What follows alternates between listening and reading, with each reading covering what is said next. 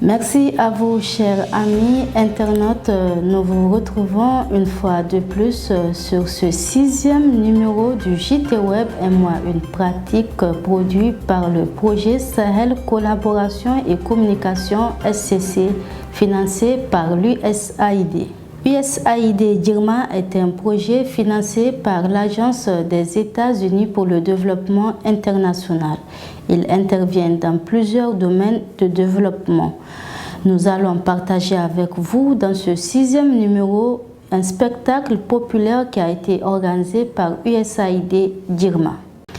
Issoufou Noureddine, conseiller en changement social et comportemental au projet Dirma, a souligné que le choix de la lutte traditionnelle comme spectacle a pour objectif de mobiliser les populations de manière créative autour de certains comportements prioritaires. Pour cette année, 5 comportements prioritaires ont été choisis. Ils sont aussi contractuels à l'égard du bailleur de fonds qu'est l'USAID. D'abord, permettez-moi de situer le contexte.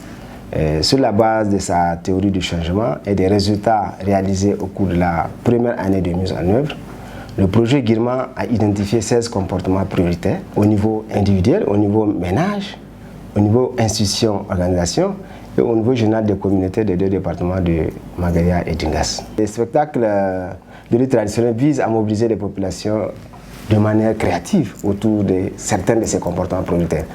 Et en fait, nous avons retenu pour cette année 5 de ces comportements. Ces spectacles sont issus de la stratégie de changement social et de comportement du projet Girma, qui est élaboré autour de ces 16 comportements. En fait, ils sont prioritaires, mais ils sont aussi contractuels à l'égard vis-à-vis du bailleur, qui est l'USAID. Selon Moussa Saleh, directeur départemental de la jeunesse de Magaria, le sport peut aider à promouvoir le développement socio-économique, l'éducation et ainsi que la santé, s'il est inscrit dans une politique cohérente durable. Il reconnaît l'étroitesse de la collaboration entre Dirma et sa direction. Par rapport à cette organisation, je crois que on a choisi d'introduire la lutte parce que les jeunes sont directement interpellés et que c'est une activité où tous les jeunes ou bien la population a les yeux sur cette activité. Pour M. Ibrahim Badmassi, directeur départemental de la culture de Magaria, la particularité de leurs interventions pour la culture du développement consiste à un changement de comportement et de mentalité qui est l'un des piliers principaux du développement au sein de la communauté.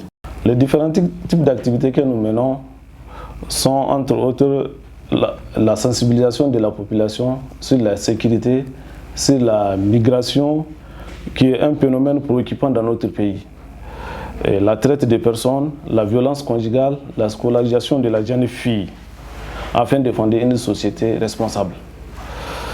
Nous organisons aussi des soirées culturelles, surtout avec les jeunes qui ont plein d'ambition de devenir des artistes célèbres. Les charros, qui est un jeu traditionnel, est vraiment bien aimé dans le département de Magaria. Il y a le dambé aussi, ou la boxe traditionnelle, et la lutte traditionnelle qui est aujourd'hui un jeu sportif et culturel important. Ces activités contribuent pas mal au développement de notre société. La culture occupe une place importante dans la société. Selon M. Ibrahim Idi Sekin Anachwa, leur métier d'artiste leur permet de sensibiliser les populations et les appeler à un changement de comportement. Il reconnaît que le projet Dirma travaille en étroite collaboration avec les artistes. À chaque fois, Girma nous appelle et on faisait des réunions avec eux. Des fois même, c'est eux-mêmes qui nous encouragent de ce que nous faisons. Et des fois, on travaille ensemble. Ils amènent leur contribution dans la ville de Magaria et dans le reste du village. Toujours, Girma est en train de montrer et de faire des efforts à la population ils font des appels à la population de vraiment savoir comment vivre. Donc Girma Projet, Girma, lui, il fait des sommets avec les artistes. Les artistes sont là toujours quand on dit c'est Girma qui fait des appels, donc il répond aux appels. Parce que Girma, à chaque fois, il organise des spectacles. Donc c'est vraiment, on fait même c'est nos partenaires. Dans sa deuxième intervention, M. Issoufou Noureddine, conseiller en changement social et comportemental au projet Girma, témoigne que les résultats sont probants du fait qu'aujourd'hui on peut relever que les couples connaissent et apprécient la planification familiale naturelle. La participation des hommes aux tâches ménagères telles que la corvée d'eau, la salubrité de la cour sont observables. En plus, l'on constate la baisse des conflits conjugaux et des divorces, des actes de violence. Vous savez, les changements de comportement ne sont pas des règles mathématiques. On ne peut que les apprécier au cas par cas. 5 étapes de changement de comportement sont habituellement citées, à savoir l'inaction, c'est-à-dire la phase d'inconscience ou de déni. Voyez-vous, la prise de conscience, c'est la phase de l'ambivalence. On a pris conscience, mais on n'est pas décidé à agir. Et la décision et la préparation à l'action, c'est-à-dire la phase de l'intention de changer. Et après, maintenant, la phase de l'action, c'est-à-dire la mise en acte de l'intention. Et le maintien des acquis, qui est l'adoption de nouvelles habitudes. À chacune de ces différentes étapes peut intervenir la rechute, le retour à la case de départ. On peut tout de même citer des exemples de début de changement observés, rapportés sur les 5 comportements dans la zone. On a relevé que les couples qui fréquentent les écoles MFH connaissent et apprécient favorablement la planification familiale naturelle, ça c'est un aspect.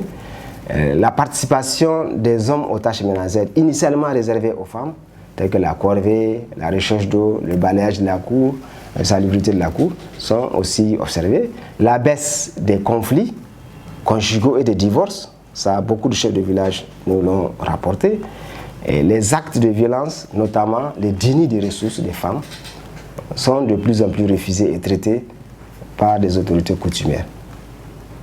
Dans certains villages, des filles sont actuellement mariées autour de 16 ans alors qu'elles étaient mariées autour de 13 ans.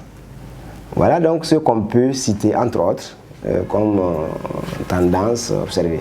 Merci à vous de nous avoir suivis. N'hésitez pas à nous laisser vos suggestions sur nos différentes plateformes des réseaux sociaux. À la prochaine, Inch'Allah.